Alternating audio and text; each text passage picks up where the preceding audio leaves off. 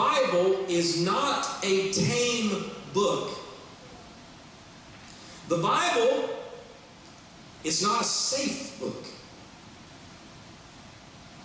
You're not going to turn in the table of contents in the Bible and find anywhere where it says easy answers found here. Anybody found that in the Bible?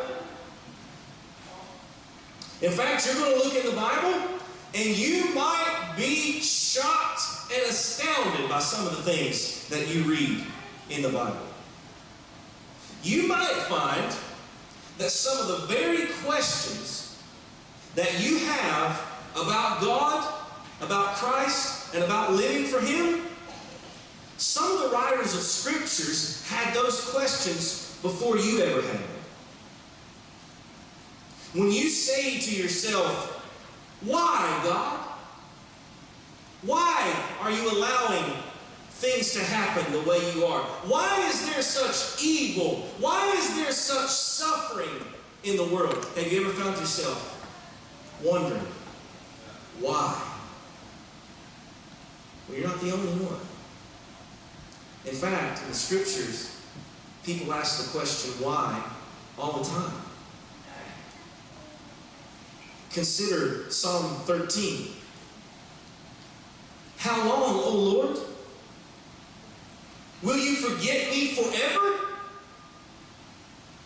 How long will you hide your face from me? How long must I take counsel in my soul and have sorrow in my heart all the day? How long shall my enemy be exalted over me? Or then there's Psalm 22. My God, why have you forsaken me? Why are you so far from saving me from the words of my groaning? Oh my God, I cry by day, but you do not answer, and by night, but I find no rest. Did you recognize the first part of that song? My God, why have you forsaken me? Where does that appear again? Jesus quotes that scripture on the cross. Even the very Son of God, as an expression of His human will and His human nature, is crying out, questioning God. Why, God? Where are you? Now here's where the really shocking part comes in. You may be really shocked to find out that not only in the Scriptures do the writers often question God, but sometimes they outright accuse God. Psalm 44. It's too good not to read most of it, so follow along carefully here, starting in verse 9. But you have rejected us and disgraced us. You have not gone out with our armies. You have made us turn back from the foe, and those who hate us have gotten spoiled. You have made us like sheep for slaughter and have scattered us among the nations. You have sold your people for a trifle, demanding no high price for them. You have made us the taunt of our neighbors, the derision and scorn of those around us. You have made us a byword among the nations, a laughingstock among the peoples. All day long my disgrace is before me, and shame has covered my face at the sound of the taunter and the reviler, at the sound of the enemy and the avenger. All this has come upon us, though we have not forgotten you, and we have not been false to your covenant. Our heart has not turned back, nor have our steps departed from your way. Yet you have broken us in the place of jackals and covered us with the shadow of death. If we had forgotten the name of our God, or spread out our hands to a foreign god, would not God discover this? For He knows the secrets of the heart. Yet for your sake, for you, because of you, we are killed all the day long. We are regarded as sheep to the slaughter. Awake! Why are you sleeping, O Lord? Rouse yourself. Do not reject us forever.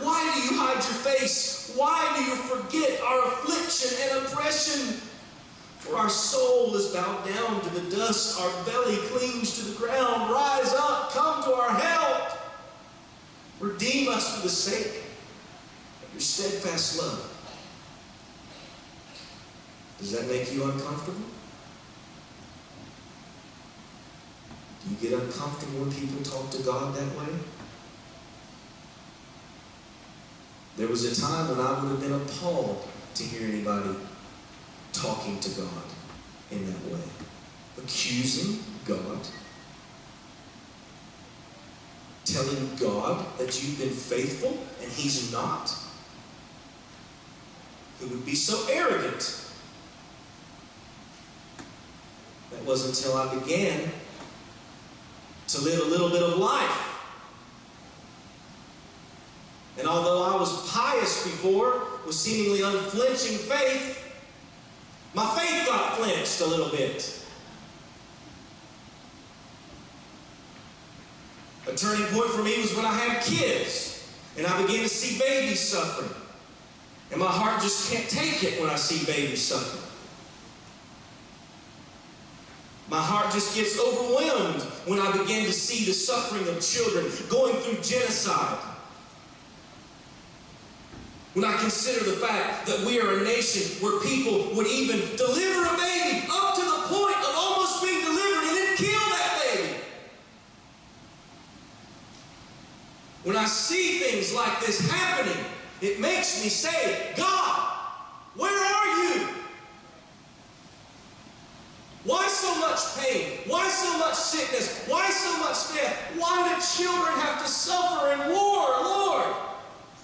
Why have you forsaken us?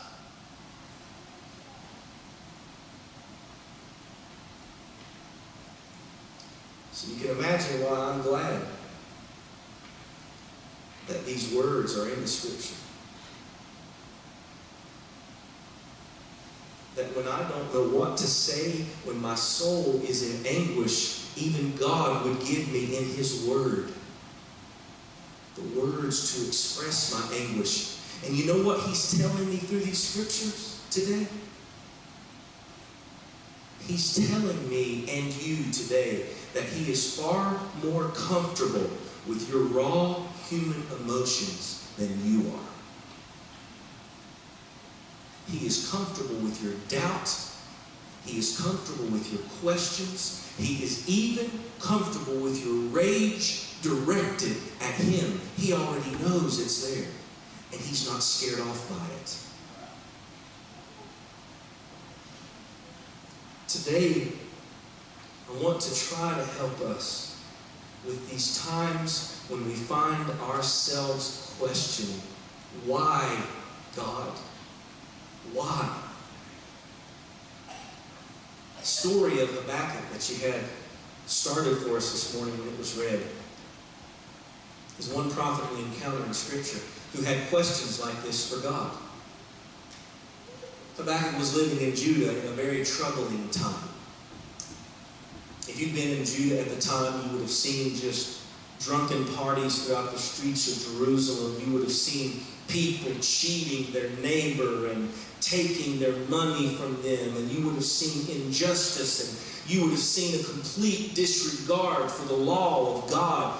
People running rampant in the streets, and Habakkuk is a righteous prophet of God, and he is sitting back and he is looking and he's saying, why, God? How are you still sitting there, idly by and doing nothing? If you remember the answer that he gives at the end where Kylie closed the reading out is in verse 5, where he says, I'm about to do something that you would not believe even if it were told to you. Now see, the intriguing thing is that Habakkuk is writing during a time when other prophets are living and writing. Prophets like Jeremiah. Jeremiah was a prophet who cried out against the evil and the injustice of his day. But you know what he did? He cried out to the people and he said, how dare you? How dare you act in such wicked and unjust and evil ways? God is going to judge you. Habakkuk is different. Habakkuk is not a prophet calling out against the people, calling out on behalf of God as a spokesperson for God. Habakkuk is someone who is calling out in the position of the people as a spokesperson from them to God. He's not talking to the nation and blaming the kings and blaming the people like Jeremiah did. He's talking directly to God. Now here's what happens. Just like God gave Jeremiah the answer, he gave the answer to Habakkuk. And he said, I'm going to send the Babylonian army down to judge this nation. Now, at the time, Judah was a tiny, vulnerable nation. The northern kingdom of Israel had been taken into captivity over 100 years before, and Judah is very vulnerable. They had been a protectorate of Egypt for a while. But after having been a protectorate of Egypt, Egypt gets defeated by the Assyrians. Now the Assyrians are getting defeated by Babylon, and Judah's saying, uh-oh, Babylon's coming and we're next. When God reveals this to Habakkuk and says you're about to be judged by Babylon, Habakkuk says, who? Babylon, Habakkuk. Babylon? God! Do you know who Babylon is? Yeah, Habakkuk, I kind of know everything. I'm God. Well then, God, surely you know that they are an evil, wicked nation. They are worse than us. Have you not seen how they have oppressed and hurt people? Have you not seen the way, God, that they have carried out injustice far worse than Israel? How could you send them down to judge us? And here are the words he says to God. Chapter 1 and verse 13. Why do you idly look at traitors, those Babylonians, and are silent when the wicked swallows up the man more righteous than he? You can't do this, Lord. You can't possibly put us through all this pain and heartache. Well, what you'll find in Habakkuk is help for you today to understand your own pain and your own heartache and your own suffering as he goes through it. And I want to help you see what he learned. As Habakkuk processes through this, he begins to learn that God's ways are infinitely complex and infinitely better than what we can imagine. We'll repeat that. God's ways are infinitely complex. They are infinitely better than what we can imagine. You know, perspective really changes things. 80 miles per hour driving on the ground feels pretty fast, doesn't it? Well, for some of you it does. I hope it feels fast. It ought to feel fast. But how do you think 80 miles per hour feels when you're cruising at an altitude of 30,000 feet? Feel painfully slow then, wouldn't it? Perspective is an important thing. Problems at 16 look a whole lot differently than those problems at 40, right? Well, actually, I wouldn't know. But anyway, love you guys. Problems now look a lot differently than they did at 16. Those things at 16 that sent my world into a tailspin that I thought were the end of the world, I look at those same problems now and I think, why in the world did I waste 1 second of mental and emotional energy on those things or that person? Crazy to think of now. And you know what? It's good to remind ourselves every now and then. When you think it's all coming crashing down, remind yourself, am I even going to be thinking about this 1 year from now? 2 years from now? Is this even going to be a thought in my mind? Unless it's your spouse. No, I'm just kidding. I had to say it. I saw some spouses kind of elbow each other. It's not going to be a problem. perspective matters. Habakkuk struggled with this at first. He was just looking down with his nose at the ground, seeing only what was directly in front of him. He had no foresight. He had no vision ahead of him. He was only looking at what was coming down the pike, what was about to happen today. And God's response to him is so patient and it's so wise. I want you to listen to how God responds. The Lord answered me. This is Habakkuk 2 and verse 2. The Lord answered me, write the vision. Now, you don't know what the vision is yet, okay? You're going to find out what the vision is. Make it plain on tablets so he may run who reads it. Do you know what that means? Now, you may think that that means flee away, get away from the Babylonian armies. Do you know what run represents in Scripture? It represents strength, youth. If you see this vision, he who reads it is going to run. He's going to feel a burst of strength, an extra skip in their step, if you will but tell them this vision. Now listen to verse 3. For still the vision awaits its appointed time. It hastens to the end. It will not lie. Listen, if it seems slow, what do? Wait for it. It will surely come. It will not delay. Now, he hasn't revealed to him what the vision is yet, but he's telling him, he already said in verse 5 of chapter 1, Habakkuk, I'm about to do something that even if I told you, you wouldn't even be able to believe it. Now he's telling him this vision that I'm giving you, if you'll just write it down and you'll understand it, you're going to be encouraged. In other words, God is saying, Habakkuk, you need some perspective in your life. You need to look past your nose a little bit and stop being so nearsighted and get some perspective in your life. Now notice how he continues here. What is this vision that God speaks of? Well, for one thing, God tells him, Habakkuk, I'm going to judge Babylon the same as I'm going to judge Judah. Don't think Babylon is going to get off easy. Don't think that I'm going to allow that evil nation just to come in here, plunder you, and carry you away and not judge them. I have the power to use them as an instrument of my judgment as well as judge them for the things that they are doing wrong. So that's number one, Habakkuk. You need some perspective. Here's number two. This is a very important and crucial part.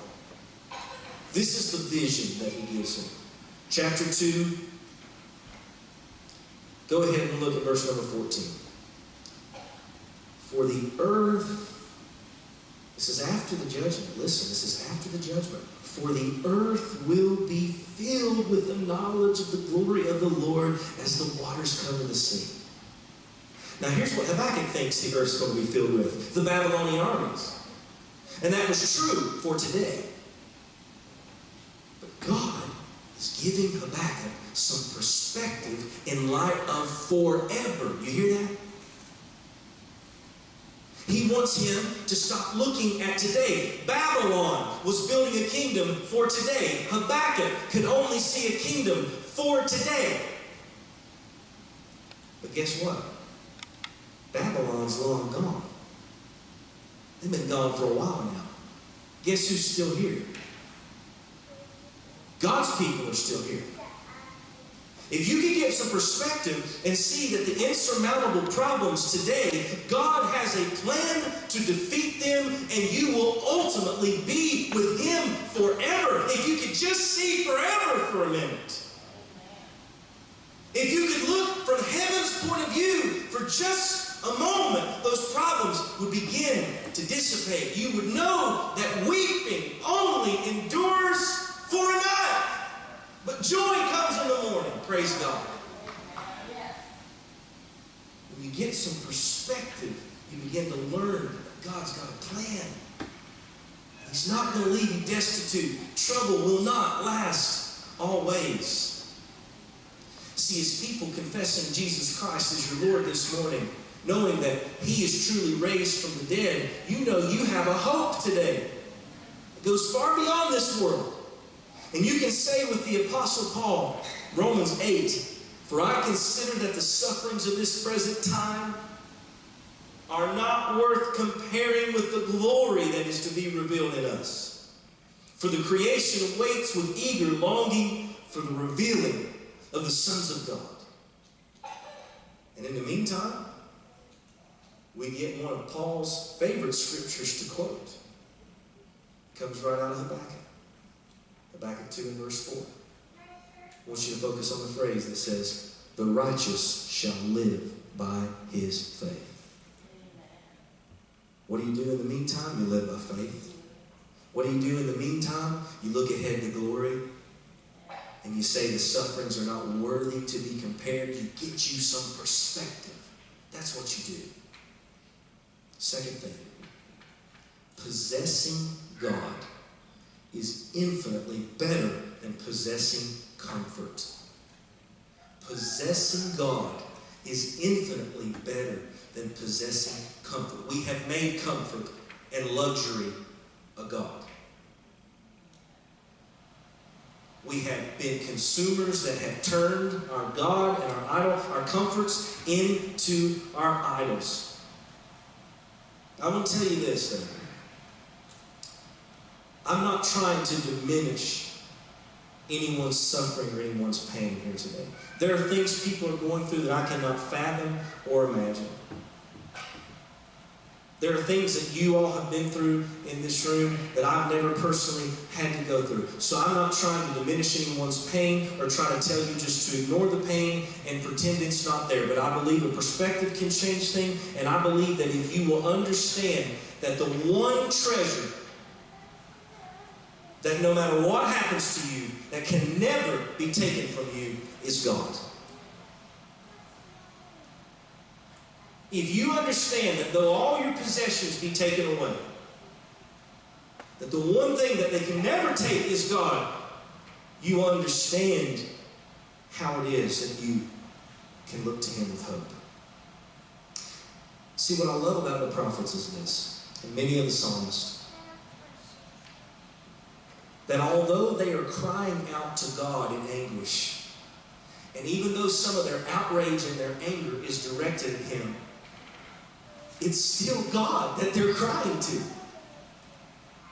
Even though they're mad and they don't understand and they think it's His fault, there's no one better to go to for comfort and consolation of our souls than God, even if He's the one you're mad at. You see, the problem is when you stop talking to God. You say, I haven't prayed in a while because I'm just so angry, I'm so bitter, I'm so outraged that God would allow these things to happen. Tell Him that. Tell Him your feelings. He already knows them. But He doesn't want you to cut off communication with Him. That's the worst thing you can do. Talk to Him through the pain. Talk to Him through the outrage. And realize that He is your treasure.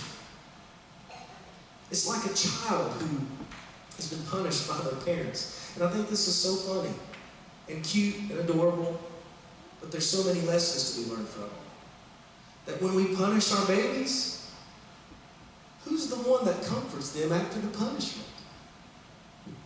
It's mom and dad, isn't it? Even though they're angry at us and the reason they're mad is because of us, it's mom and dad. That's the reason I'm mad.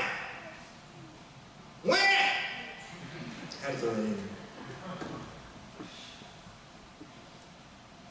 But who else other than the parent can just sweep that little baby up into your arms, love on them, comfort them back to a place of healing? Even though you're mad at God, don't stop talking to God. He's the one who can bring the comfort. He's the one who can bring the consolation. And you'll be able to say like Job, when Job didn't understand, he still looked to heaven and he said, though He slay me, yet will I trust Him. Who else do I have but Him? And this is ultimately the place that the prophet Habakkuk comes to. Habakkuk 3 Verses 17 through 18. Though the fig tree should not blossom, nor fruit be on the vines, though the produce of the olive fail, and the fields yield no food, the flock be cut off from the fold, and there be no herd in the stalls, yet I will rejoice in the Lord. I will take joy in the God of my salvation. That is an even though faith. Even though you never give me another easy day, God.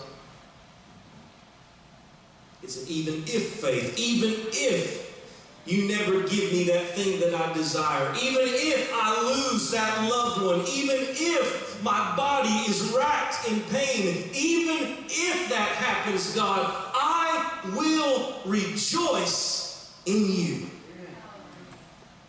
You're my treasure. You're the best thing that I've got. And my worst day, living with you, is better than the best day I ever had without you, God. When God becomes the main object of your affections, your hope, and your adoration, you know what's going to happen to all that suffering? It's going to fall into the background.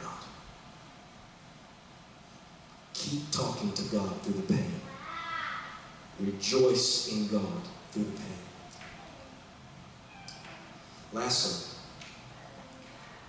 you need to understand that God views suffering and death as the enemy, and He will defeat them. Now, I had sort of hoped that that might be a point that we could assume, but I don't think we can assume too many points at all when it comes to God. That's a point you need to understand. That God views suffering and death as an enemy, and He will defeat them. Habakkuk comes to this place, but he couldn't fully grasp what you can understand today, because you know the resurrected Christ. And because Christ died on that cross and He rose again from the dead, He told us forever whose side He's on when it comes to death and suffering. Now listen, I'm not going to try to give you easy answers this morning. They wouldn't have worked for the kingdom of Judah, and they wouldn't have worked for Habakkuk. But there's a lot of people who would try to give you easy answers to your pain and your suffering. And one of the most popular answers to pain and suffering goes something like this. Oh, that cancer was given to you by God. He has a purpose for it. You just have to trust that it's His will. What will be, and you just have to trust that there's a reason for your disease and your suffering. I even heard a pastor this past week, who want to know better, say that God designed your cancer for you. No. That's a lie. God didn't design wicked things for you. God didn't design suffering for you. God didn't design cancer for humanity. That wasn't His idea. That wasn't His creation for humanity.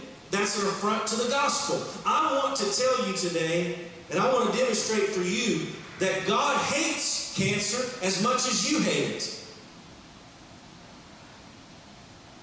I want you to know today that God weeps through our suffering.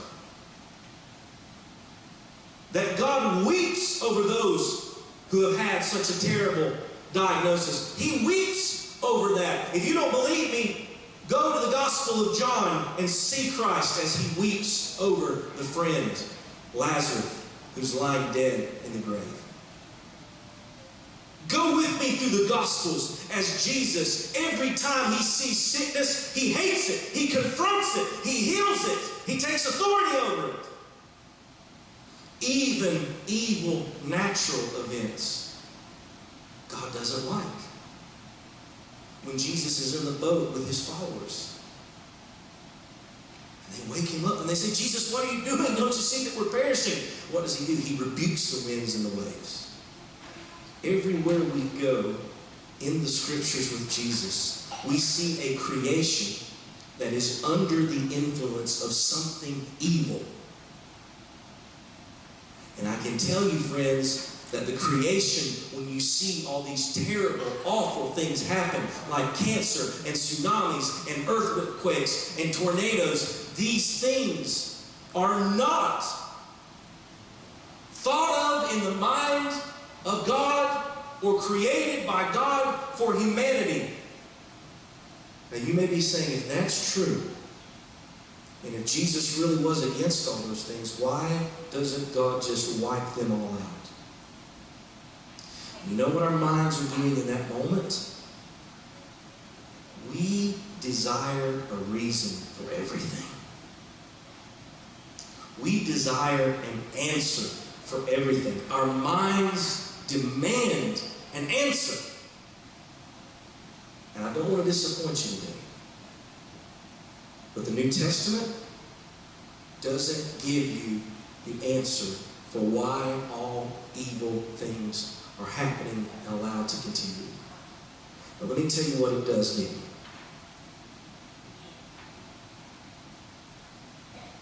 It shows you a God who will defeat those things on behalf of his people. But it doesn't stop there. You see, I can comprehend that far in my little mind. I can understand the points we've covered up till now. I can understand how if I would change my perspective to a light of eternity, I can take suffering better. I can understand that if I would understand that God is my treasure, that will help me reframe my suffering. I can understand that God considers evil and suffering to be the enemy, and he will defeat them. Here's what my little mind cannot comprehend, cannot understand. That God looked at our suffering. That God looked at the pitiful state we were in. And he said, I will go and I will suffer with them. I will come in the person of Jesus Christ. I'll go through pain. I'll go through loss. I'll go through suffering. I'll give my body to be beaten. And I'll die among sinners. And I'll suffer. Not just for them, but with them. My mind can't understand that. But do you know what it helps me with this morning? When my questions and my anger and my frustration is directed towards God, I am directing my frustration and in my anger toward a God who knows what I feel like, who's been where I've been, who's felt what I've felt, and is even, the mysteries of the Trinity, has even felt alienated from himself. Jesus, feeling alienated from the Father. When I cry out against him, he reminds me that he knows already. He knows. The bottom line today is no matter how bad things are in our world, the God we treasure suffers on our side. And he wins for our side. Say that one more time. No matter how bad things get in our world, the God we treasure suffers on our side. And he wins for our side. I want you to stand with me today. You may be saying, it's been a long time since I've prayed. I don't know. We like to come in all pious on a Sunday morning, but Hannah just rebuked that for us right at the beginning here. No point in coming in here with a false face, being pious about who we think we are or who we want people to think we are. If you're honest with yourself, maybe it's been a while since you've prayed. Maybe it's been a while since you reached out to God because you just don't understand why things are happening the way they are.